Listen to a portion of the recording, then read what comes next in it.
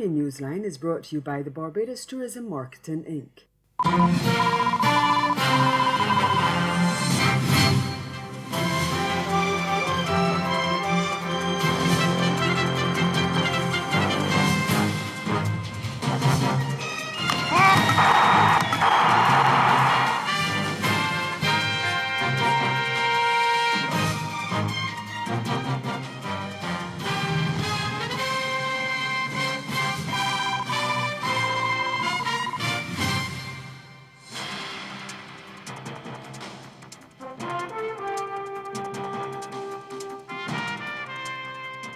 The UK government rejects a recommendation to give British residents in its overseas territories the right to vote. Our top story in Caribbean Newsline from Monday, May 13th. From the CMC News Centre in Bridgetown, I'm Dawn Paris. Good evening. The British government has turned down a parliamentary committee proposal to give British residents in the UK's overseas territories like Anguilla, Bermuda, the BVI, Cayman Islands, Montserrat and the Turks and Caicos the right to vote in elections in those countries.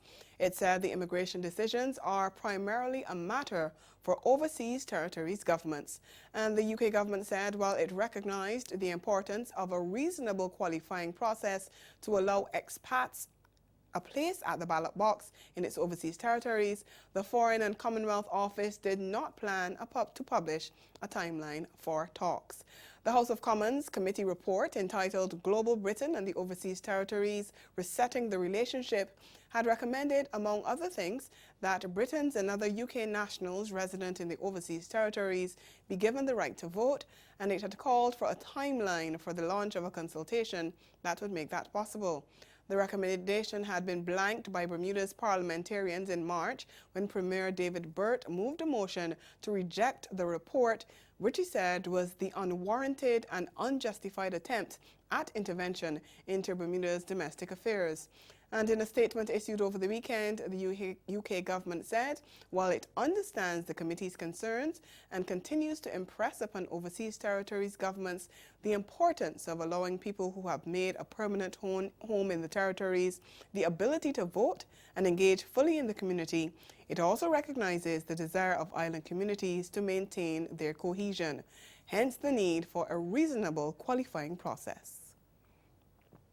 Trinidad and Tobago's Finance Minister Com Imbert on Monday sought to put to rest fears of gloom and doom in the gas industry after oil and gas company BPTT reported disappointing results from its infill drilling program.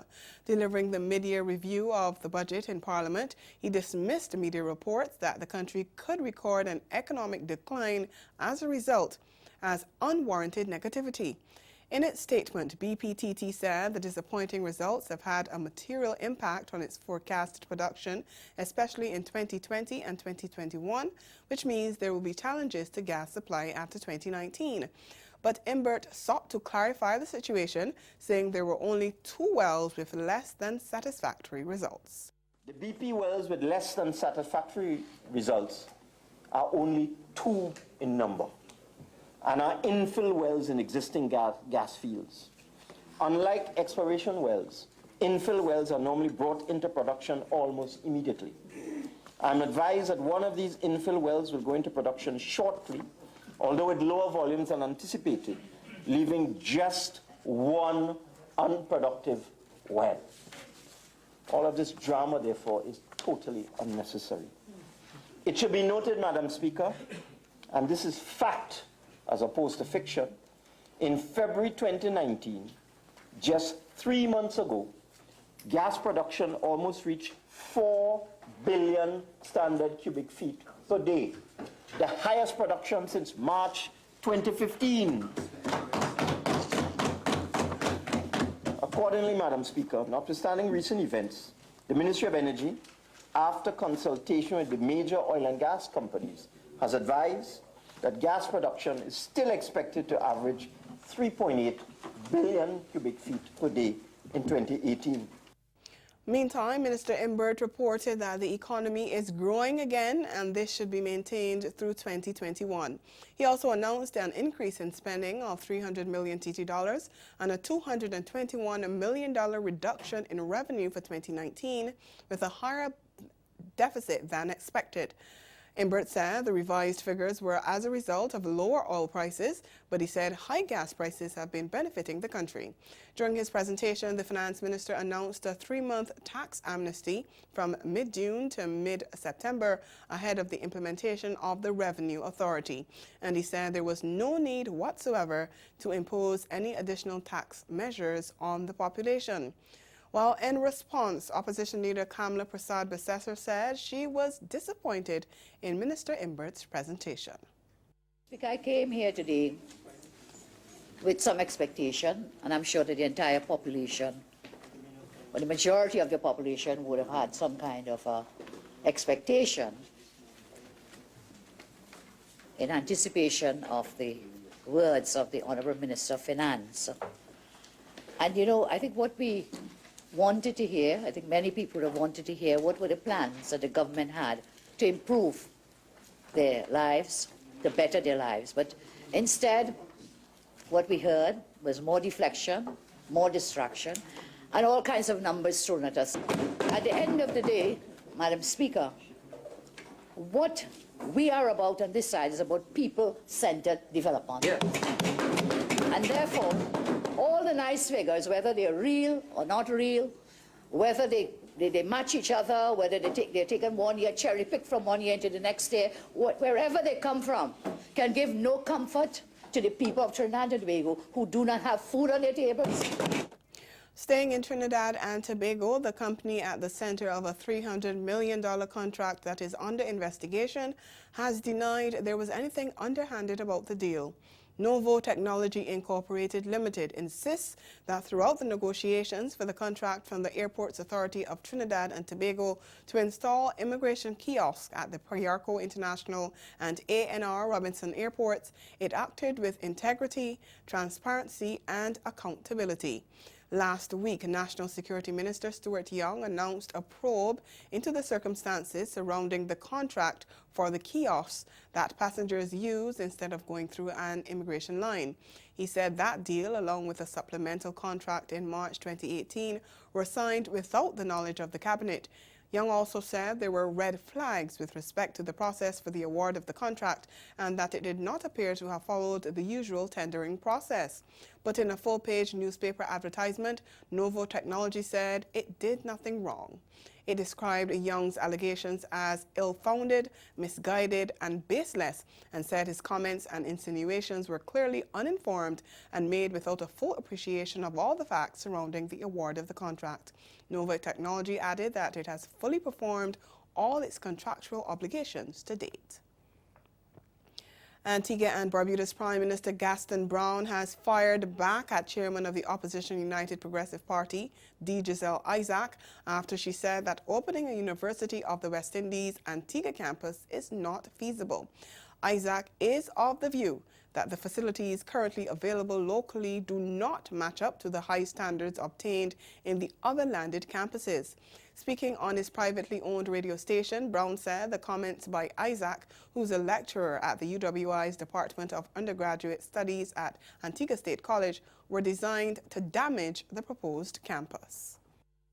You know, I rebuke Giselle Isaac in the strongest possible terms. I think that she has become one selfish, bitter person, and what she's trying to do here literally is to damage the fourth landed campus, the Antiguan brand, the Five Islands brand. That is what she's do, using a form of subterfuge. Because Giselle Isaac has been in the system for 17 years as a part-time lecturer at the Antigua State College. She well knows that we are not starting from scratch. She knows that we have a cadre of about 1,000 students who are readily available to start the program at the Five Islands campus. Isaac had told radio listeners last week that the government cannot use the excuse that other UWI campuses started off small. She said OECS students now have higher expectations of a university.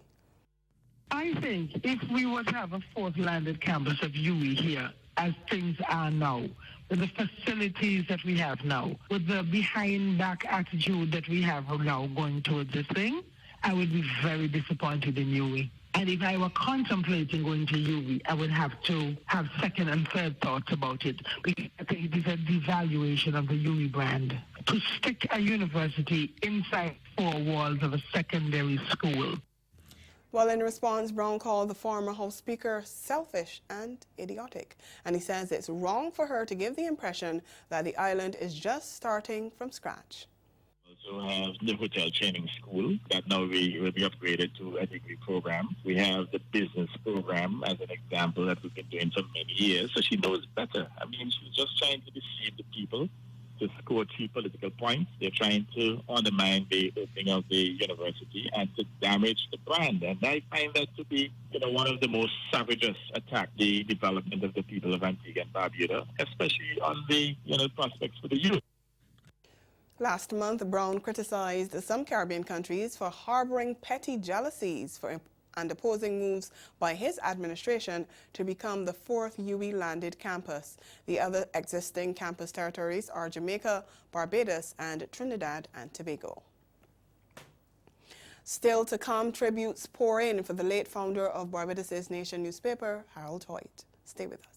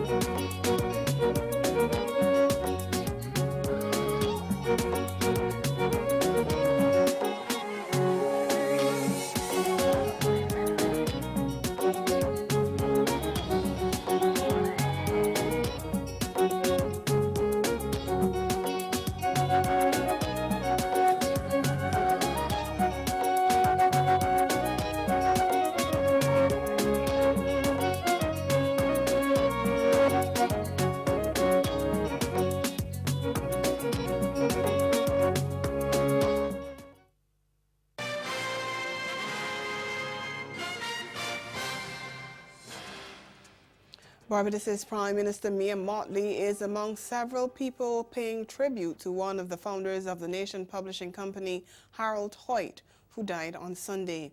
The veteran journalist died at the age of 78 following a long illness. Prime Minister Mottley said Barbados had lost one of its great patriots and a true builder.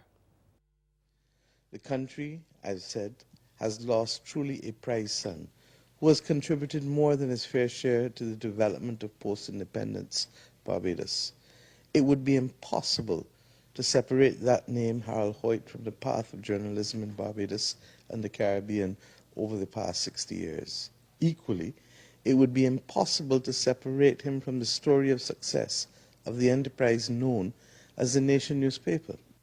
And in a statement issued after Hoyt's passing, the Barbados Broadcasting Authority said the best tribute that could be paid to the eminent journalist is to raise the bar in the quality of journalism locally. And the Barbados Association of Journalists described him as a colossus in the news information profession, a mentor, and a coach whose name was synonymous with excellence and integrity in the field of journalism. Hoyt and several other colleagues founded the Nation newspaper in 1973, and he served as editor-in-chief for 3 decades. He retired in December 2006 and was editor emeritus of the Nation newspaper up until the time of his death. Earlier this month, Nation House on Fontebelle in the city was renamed after him and Fred Gollop, one of the other founding members of the Nation newspaper. In this week's Newsline Health, Guyana launches its Tobacco Control Council and lupus sufferers in Jamaica to get government assistance. Marie-Claire Williams has the details. Guyana has launched its Tobacco Control Council. It will be tasked with regulating legislation governing tobacco use in the country. Health officials in Georgetown say non-communicable diseases account for 78% of deaths in the country, and many cases are linked to tobacco use. Health Minister Valda Lawrence says the appointment of the council is timely as there are concerns that more than half of the adult population smokes. The Global Youth Tobacco Survey of 2015 also showed that 14% of adolescents use tobacco. The figures worldwide are, of course, staggering, and hence we in Guyana cannot stand by idly and allow our people to be part of this alarming trend. You are all aware of the devastating role of tobacco use as it relates to NCDs, where it is projected that by 2030, NCDs will account for more than 75% of deaths worldwide. The Jamaica government has given its commitment to provide support for persons suffering from lupus.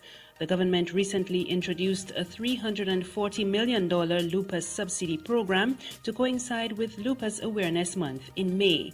In his budget presentation in March, Prime Minister Andrew Holness announced that lupus would be included on the list of the National Health Fund's drug subsidies. Under this program, persons suffering from the condition will have access to medication at a reduced cost. Meanwhile, the Health Minister, Dr. Christopher Tufton, says government will be holding public consultations on a national health insurance plan over the next 6 months. The Green Paper was tabled in Parliament last week. Too many Jamaicans are being denied access, and we have to fix it. And in that fix has to be a financial model to dealing with this. And that's what the National Health Insurance Green Paper that is tabled today is intended on doing. The spotlight is once again on mosquito-borne diseases as the Caribbean observes Mosquito Awareness Week 2019.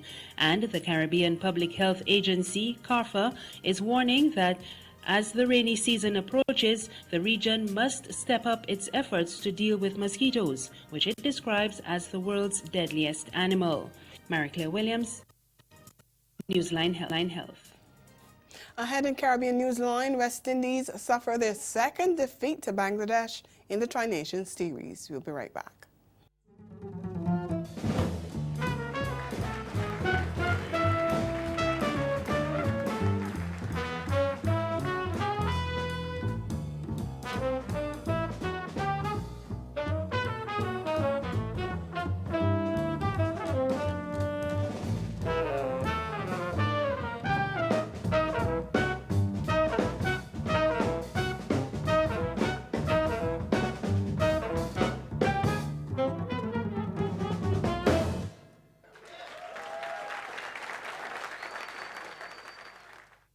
The world's debt is 184 trillion US dollars. That's about 86,000 US dollars per person.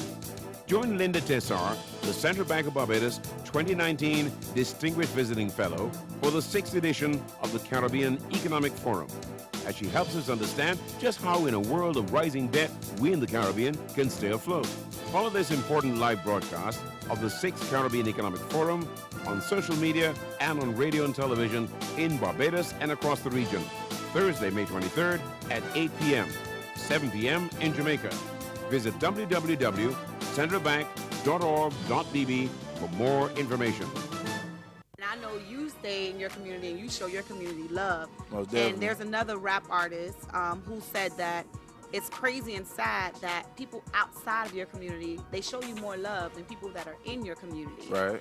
I know Miami, we show you some love. Oh, no, my city show love, you know, regardless of what anything goes down, any comment. One thing, if I go to a show, I guarantee you I'm going to rock out harder than anyone that's around right now. Yeah. That's how I move. Forward to a big old fish. You haven't done much fishing recently, right? No. What's up with this dock? No, we're in my world. Let's face it, I fish pig farms back in Boston at least 2 or 3 times a week. Okay, maybe I don't. Get it? Their rods, their reels, my lures. Can't get it, gotta have my lures. Oh, Coach! Coach muffed it. Woo! Okay, well, that's a mulligan for Coach, but next fish, I'm sure Coach will catch.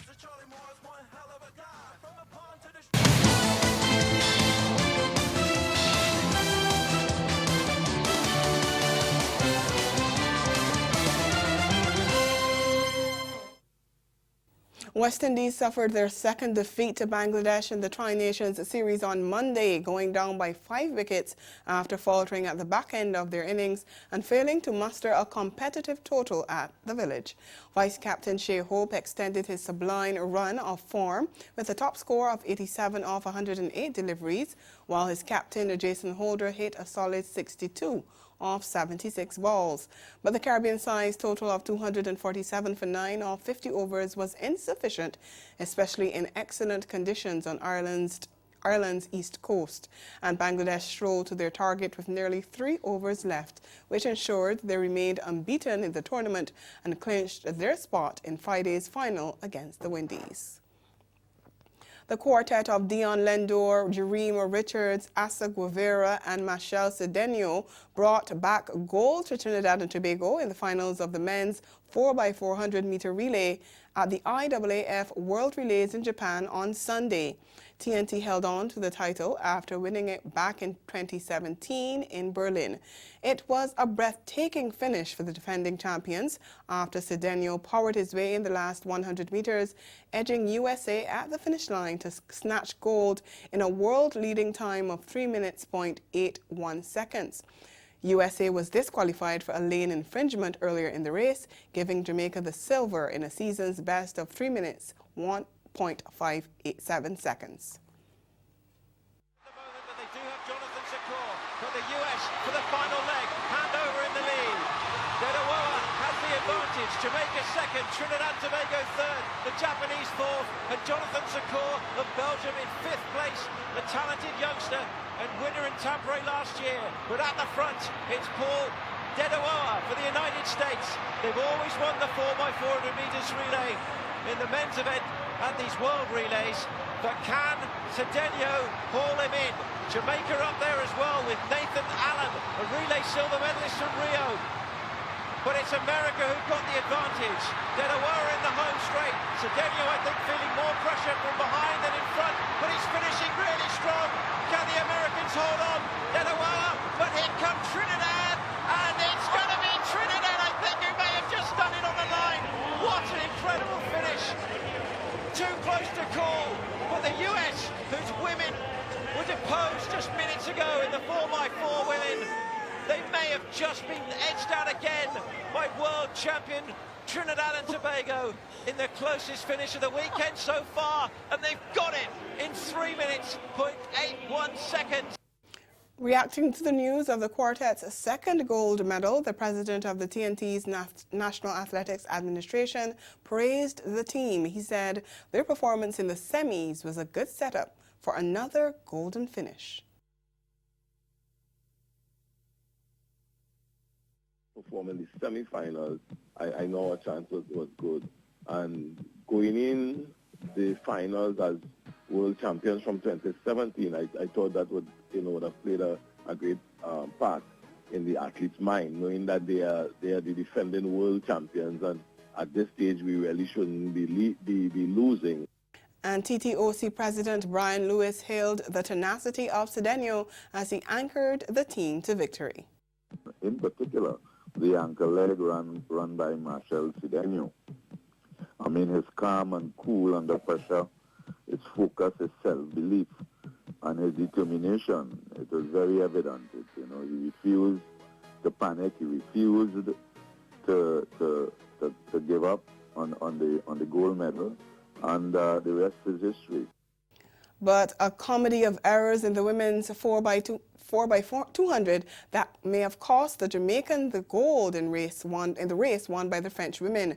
Running out of lane 5 with Stephanie McPherson, Shelly-Ann Fraser-Price, Sharika Jackson and Elaine Thompson taking the lead, the Jamaicans squandered the exchange of the baton, adding pressure on Jackson in the final 100 meters. They finished third after the United States was disqualified with a season's best of 1 minute, 33.21 seconds. France took gold in a world-leading time of 1 minute 32.16 seconds. They are away this time. Kyra Jefferson of the United States will go out hard and fast, but she'll be chasing Elaine Thompson, and that battle in lane 4 and 5, right in the centre of the screen. To look at Thompson now streaking down the back straight will be one to watch very, very closely as they approach these first handovers now. And the Americans will hand over in a massive box. And Jamaica's just almost gone, surely almost gone for the race. And that has blown this one wide open. They had such high hopes. They were talking about championship records. But in that first handover, with all the experience of Thompson to Stephanie Ann McPherson, well, the chances have almost gone. Back out there in the rest of the field, the US still out there and trying to complete their next transition. On the outside as well, France have been going pretty well. But the drama still to be assessed, really, as Shelly-Ann Fraser-Price tries to haul something back. Well, they've had messy changes, but Shelly-Ann Fraser has got them back into this race, and they've still got a chance for that gold medal. The US have Gabrielle Thomas. They come to the final handover now. They need to be cleaner, but the Jamaicans are all over the place again. And the French look at them on the outside. Also look at China. The United States coming round to the home straight, but the French with Paré have got a big lead here, but the Chinese are trying to hunt them down. The US with Jenna Brandini are finishing strongly, but France from lane 9 will win the 4x200 meters relay final as the US and China compete for second. And it was a catalogue of errors on a horrific relay final for such a talented Jamaican team. And that's the sport. We'll be right back. Caribbean Newsline is brought to you by the Barbados Tourism Marketing Inc.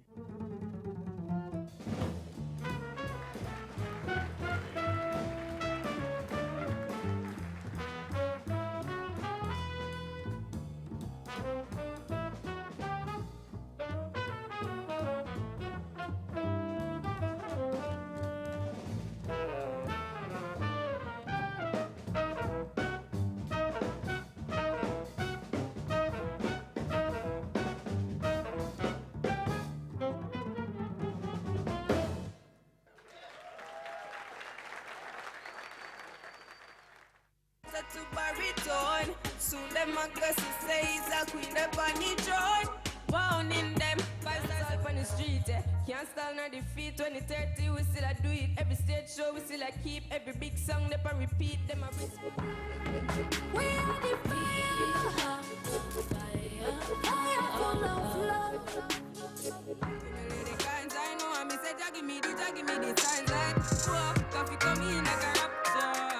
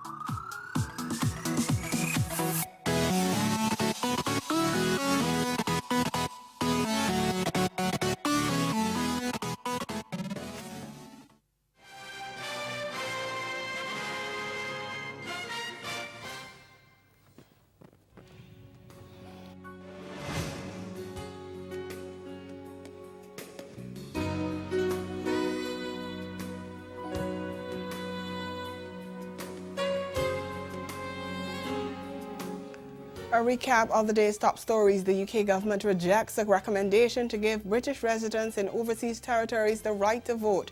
And in sport, West Indies suffered their second defeat to Bangladesh in the Tri-Nation Series, and Trinidad and Tobago retained gold in the 4x400 meters at the IAAF World Relays. And that's Caribbean Newsline. For news and sport around the clock, subscribe to CanadaNews.com, and for more of our programming, log on to CaribVision.tv and check out our YouTube channel. From all of us at CMC News, thank you for watching and good night.